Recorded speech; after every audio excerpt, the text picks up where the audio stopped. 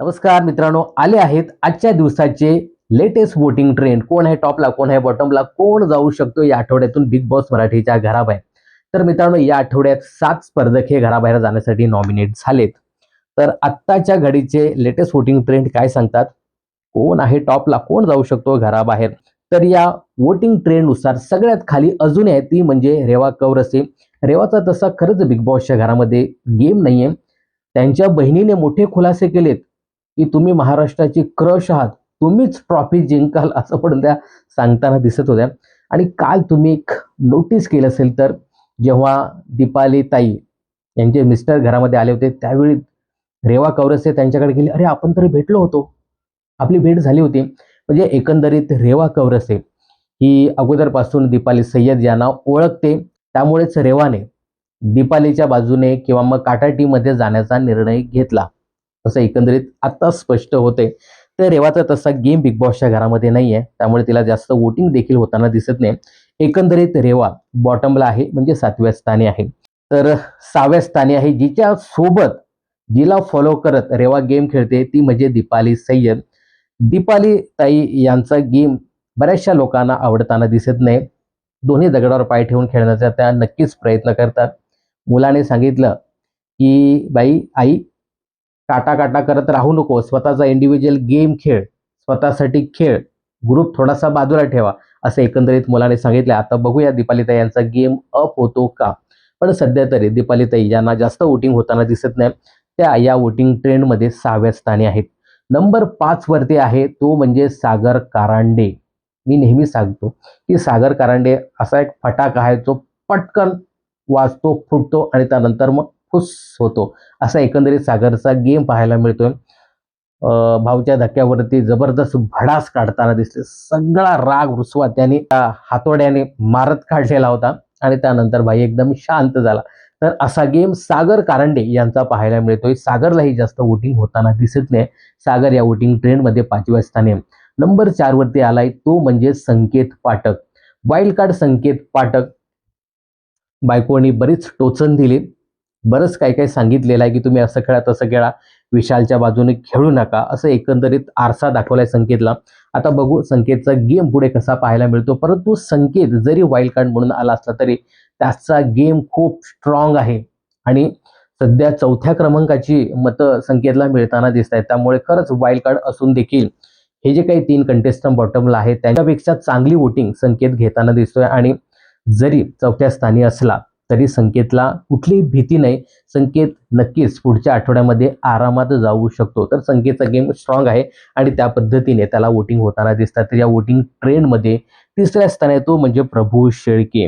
प्रभू शेळकेला देखील त्यांच्या घरच्यांनी तो गेम कसा खेळायला पाहिजे, कुठे मुद्दे ठेवायला पाहिजे, कुठल्या ग्रुपमधून व्यवस्थित स्ट्रॉंगली खेळायला पाहिजे, हे सगळं व्यवस्थित सांगितलं आहे.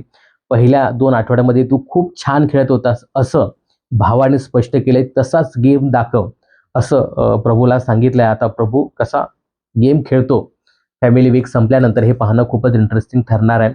पण मित्रांनो, नक्कीच असं आहे की प्रभू जेव्हा जेव्हा नॉमिनेट होतो तेव्हा त्याला चांगली तगडी वोटिंग होताना दिसते. तशीच वोटिंग आता देखील त्याला होताना दिसते आणि प्रभू या वोटिंग ट्रेंडमध्ये 3ऱ्या स्थानी आहे. नंबर 2 वरती आहे ती म्हणजे अनुश्री माने. अनुश्री माने नक्कीच स्ट्रॉंग आहे या बिग बॉसच्या गेममध्ये. कधी थोडीशी वीक पडते, पण आपला गेम खेळण्यासाठी ती कुठल्याही थराला जाऊ शकते. म्हणजे कुठल्याही ग्रुपला सपोर्ट करू शकते किंवा समोर त्यांची वाजवू शकते. असा अनुश्रीचा गेम आपल्याला पाहायला मिळतो.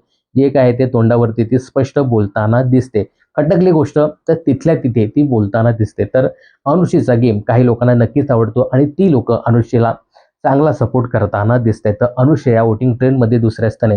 नंबर 1 वरती सध्या तरी आहे तो म्हणजे राकेश बापट. राकेश बापटला नक्कीच चांगली वोटिंग होताना दिसते. तसा गेम राकेशच्या बिग बॉसच्या घरामध्ये नक्कीच पाहायला मिळत नाही. थोडासा फिजिकल त्याला इश्यू आहे, पण निदान ओरली जे काही टास्क आहेत, जिथे बोलायची संधी आहे तिथे सुद्धा राकेश बोलताना दिसत नाही. थोडंसं राखीच्या आजूबाजू अवतीभोवती त्याचा गेम फिरताना दिसतोय.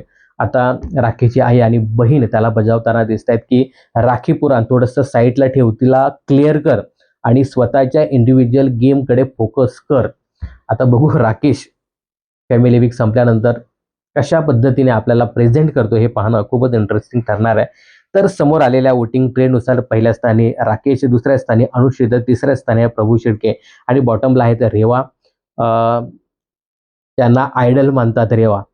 त्या म्हणजे दीपाली सय्यद त्याही बॉटमला आहेत आणि सागर कारंडे असे 3 कंटेस्टंट सध्या तरी बॉटमला पाहायला मिळतात. तर या तिघांवरती या आठवड्यात घराबाहेर जाण्याची टांगती तलवार असणार आहे आणि प्रभूला जरी चांगली वोटिंग असली तरी थोडंसं कमी कंटेंट आहे, तर तो देखील या तिघांच्या रांगेमध्ये बसतोय. तर एकूण 4 सदस्य हे बॉटमला आहेत. आता सिंगल इव्हिक्शन होतंय, डबल इव्हिक्शन होतंय किंवा मग फॅमिली वीक आहे. आनंदाचा क्षण आहे, त्यामुळे इव्हिक्शन होतं की नाही हे देखील तळ्यात मळ्यात पाहायला मिळते. आता या 4 सदस्यांपैकी इव्हिक्शन झालं तर मग नक्कीच मला असं वाटतं की रेवाचा जो गेम आहे ना तो थोडासा वीक आहे. त्या मानाने बाकीचे सदस्य आहेत रेवापेक्षा स्ट्रॉंग. सिंगल इव्हिक्शन झालं तर रेवाचा नंबर लागू शकतो, नाहीतर मग सागर भाऊ घराबाहेर जाऊ शकतात. काय वाटतं तुम्हाला? सागर की रेवा की प्रभू कोण जाणार या आठवड्यात घराबाहेर? किंवा मग दीपाली सय्यद यांना मागच्या वेळी बॉटमला ठेवलं होतं, कदाचित त्याही जाऊ शकतात. सागरचं सांगायचं झालं तर गेल्या वेळी भाऊच्या धक्क्यावरती सगळ्यात पहिले त्याला सेफ गेलं होतं. त्यामुळे असं वाटतं की सागर सेफ होऊ शकतो आणि रेवा, दीपाली आणि प्रभू या तिघांवरती घराबाहेर जाण्याची टांगती तलवार असणार आहे. हे तिघं जर असले तर मला असं वाटतं की रेवाला घराबाहेर काढतील असं एकंदरीत स्पष्ट दिसतंय. का वाटतं तुम्हाला कोण जाऊ शकतो या आठवड्यात घराबाहेर आणि तुमचा सपोर्ट कोणाला आहे हे कमेंट्स करून नक्की सांगा. बिग बॉस आणि मनोरंजन क्षेत्रातील अशाच फिल्मी अपडेट जाणून घेण्यासाठी चॅनल जर सबस्क्राईब केलं नसेल तर जरूर करा.